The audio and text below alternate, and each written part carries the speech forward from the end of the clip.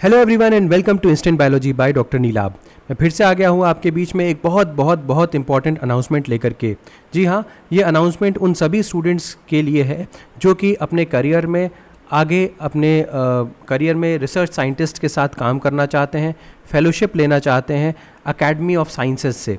जैसा कि आपको पता है कि इंडिया में 3 अकेडमी ऑफ साइंसेज हैं, या 3 साइंस अकेडमीज़ कहना चाहिए, 3 साइंस अकेडमीज़ हैं, और उन तीनों के द्वारा कोलैबोरेटिवली एक summer research fellowship program conduct करवाया जाता है, जिसमें इन 3 साइंस अकेडमी के साइंटिस्ट के अंडर में students as well as teachers को अपॉर्चुनिटी मिलती है 2 महीने के लिए काम करने के लिए, और ये पेड अपॉर्चुनिटी होती है, यानी कि उनको फेलोशिप भी प्रोवाइड की जाती है।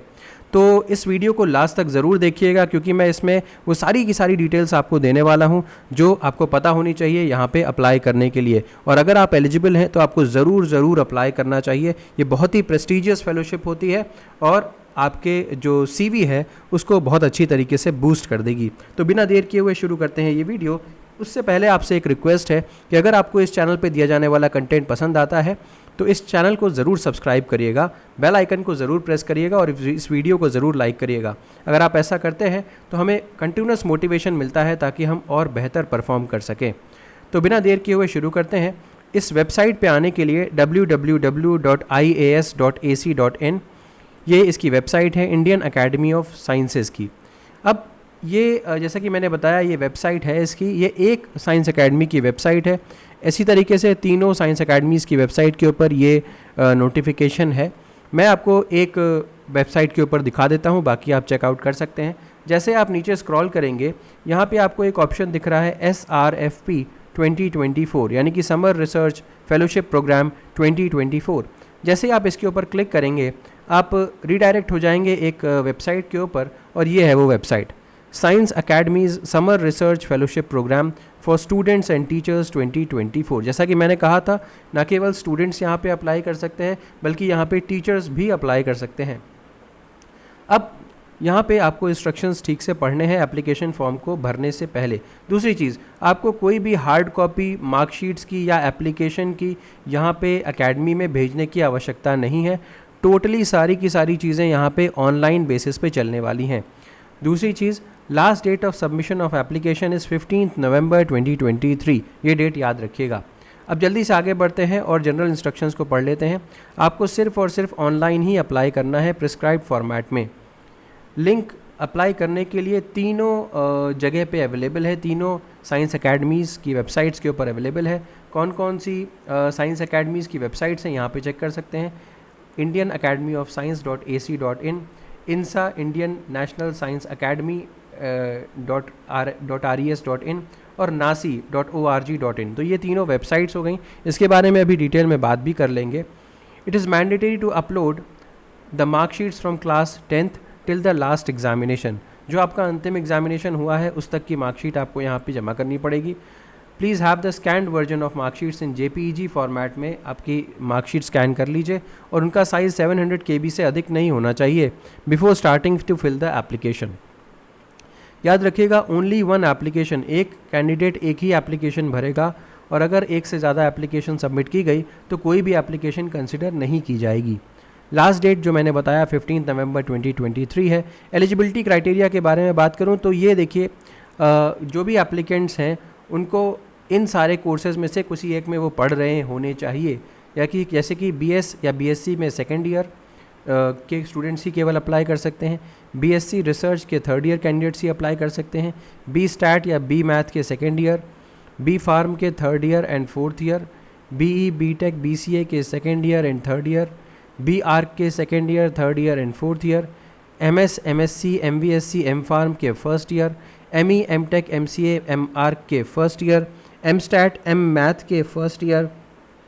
5 ईयर इंटीग्रेटेड प्रोग्राम की बात करूं तो MS MSc MTech MBBS BVSc में second year 3rd year 4th year के स्टूडेंट्स ही अप्लाई कर सकते हैं। D फार्म की बात करूं तो 3rd year 4th year. Dual degree BTech MTech की बात करूं तो second year 3rd year 4th year. Dual degree BE MSc की बात करूं तो second 3rd 4th year. Dual degree BS MS की बात करूं तो second 3rd 4th year. Integrated PhD 1st year 2nd year only. And MSc tech की बात करूं तो 1st year 2nd year only. तो ये कैंडिडेट्स की एलिजिबिलिटी क्राइटेरिया है, इसको ज़रूर देख लीजिएगा, उसके बाद ही अप्लाई करिएगा। अगर मैं टीचर्स के एलिजिबिलिटी क्राइटेरिया के बारे में बात कर रहा हूँ तो teachers must be teaching in a college या यूनिवर्सिटी एंड मिनिमम परसेंटेज और average marks in the course subject only, that is excluding languages, from 10th standard up to post graduation, whichever years completed, should be 65% or above for students. The minimum percentage average marks does not apply for teachers के case में ये apply नहीं करता। PhD students eligible नहीं है। Applicants who have availed the academy fellowships twice are not eligible to apply। अगर 2 बार आपको fellowship मिल चुकी है तो आप अप्लाई करने के लिए एलिजिबल नहीं है। Applicant should include a right up, यहाँ पे आपको एक राइट अप लिखना पड़ेगा 150 से 250 वर्ड्स का, as the specific area of the applicant and indicate that the candidate would like to learn and achieve through this fellowship. आपको 150 से 250 शब्दों में ये बताना है कि अगर आपको सेलेक्ट कर लिया जाता है तो आप क्या लर्न करना चाहेंगे और क्या अचीव करना चाहेंगे इस फेलोशिप के द्वारा। और इसी विश्वास मानिए कि इसी जो राइटअप है उसी के बेसिस पे मेनली सिलेक्शन होता है। It can also include the specific experiments और theory that the applicant wants to work on but not on general description of the area. General description नहीं देने की ज़रूरत है, आपको यहाँ पे स्पेसिफिक बताना पड़ेगा कि क्या आप किसी एक पर्टिकुलर एक्सपेरिमेंट या पर्टिकुलर थ्योरी के बारे में पढ़ना चाहते हैं या एक्सपेरिमेंट करना चाहते हैं। Writeup should not be a copy and paste job from any source, किसी भी तरीके का कॉपी और पेस्ट नहीं होना चाहिए।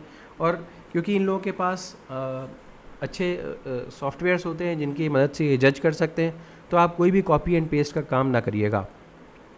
Do not use special scientific characters मत यूज़ करिएगा, जिसकी वजह से software will prevent you from uploading the application with such characters.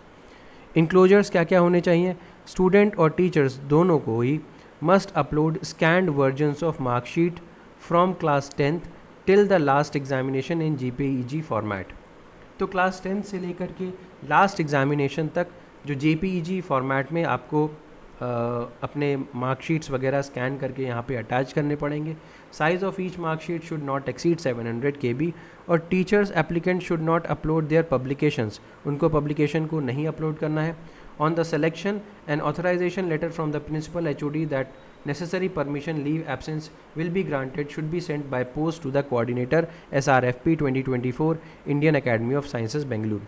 तो इसका मतलब ये है कि अगर आपको सेलेक्ट कर लिया जाता है तो आपको प्रिंसिपल HOD के पास से अपना एक लीव या एब्सेंस का सर्टिफिकेट देना होगा, ताकि आपको ये पता चल जाए कि आपको अलाउ किया जा रहा है, और वो आपको पोस्ट के ज़रिए यहाँ पे भेजना होगा, ये एड्रेस दिया हुआ है इस पर। अदर मैटर्स की बात करूँ तो student applicants must upload the contact details of one of their present teachers, अपनी एक प्रेजेंट टीचर का कॉन्टैक्ट डिटेल, और academy will get in touch with the teacher to obtain the recommendation certificate, ताकि वो टीचर आपके लिए recommendation certificate दे सके। तो all decision regarding the selection candidates will be sole description of academies, ये तो पता ही है। अगर कोई भी ग्रीवेंस होता है it shall be addressed to the academy whose decision thereon shall be final। if a candidate found at any point, आपको कोई भी false information अगर आपने सबमिट करी तो आपका जो कैंडिडेचर है वो कैंसिल कर दिया जाएगा, एंड आपका जो भी फेलोशिप या ट्रैवल अमाउंट या ट्रैवल अलाउंस वगैरह दिया गया था वो सब आपको वापस करना पड़ेगा। Further guide of the candidate and the institution in which the candidate is currently studying will be informed of the matter. आपके जो इंस्टीट्यूट है उसको भी बताया जाएगा कि आपने इस तरीके की फॉल्स इन्फॉर्मेशन प्रोवाइड की थी, और फिर आपको ब्लैकलिस्ट किया जा सकता है। Without prejudice to 15 above, only the courts at Bengaluru city shall be fora for seeking judiciary remedy. अगर कोई भी जुडिशल केसेस होते हैं तो बेंगलुरु की कोर्ट्स पे ही होंगे। Notes, academy means Indian academy of science, जब भी केवल अकेडमी लिखा हुआ है तो इंडियन अकेडमी ऑफ साइंस समझिएगा इसको। अकेडमीज़ का मतलब हो सकता है Indian academy of science Bengaluru, Indian national science academy INSA जिसको हम बोलते हैं न्यू दिल्ली, और the national academy of sciences जो प्रयागराज में है। तो ये तीनों साइंस अकेडमीज़ जो हैं यही ये summer research fellowship program conduct करवाती हैं। Guide means a person from the list of scientist faculty approved by the academies as guide. और अगर आपको कोई भी करस्पॉन्डेंस करना है तो आप ये एड्रेस दिया हुआ है, आप इनसे कॉन्टैक्ट कर सकते हैं। Miss MS Rupashree, coordinator summer research fellowship program, Indian academy of sciences, CV Raman avenue near Mekhri circle, Sadashiv Nagar Bengaluru, और यहाँ पे कॉन्टैक्ट डिटेल्स भी दिए हुए हैं और ईमेल आईडी भी दिया हुआ है, तो आप इसको चेकआउट कर सकते हैं। अगर आपको रजिस्टर करना है, आप इंटरेस्टेड हैं, तो यहाँ पे क्लिक कर दीजिए, क्लिक हियर टू रजिस्टर, और उसके बाद नेक्स्ट पे क्लिक करेंगे तो आपको सारी की सारी जानकारी और ज़्यादा होती जाएगी। तो आप जो भी लाइफ साइंस के कैंडिडेट्स हैं वो चेकआउट कर सकते हैं, यहाँ पे लाइफ साइंस का भी ऑप्शन है। तो उम्मीद है कि ये डिटेल्स आपको इंपॉर्टेंट लगी होंगी और आप इसमें ज़रूर अप्लाई करेंगे अगर आप एलिजिबल हैं तो। अगर ये वीडियो पसंद आई हो तो इसे ज़रूर लाइक करिएगा, चैनल को सब्सक्राइब करना ना भूलिएगा, बेल आइकन को ज़रूर प्रेस करिएगा और अपने फ्रेंड्स के साथ ज़रूर शेयर करिएगा। Thank you so much, have a good day.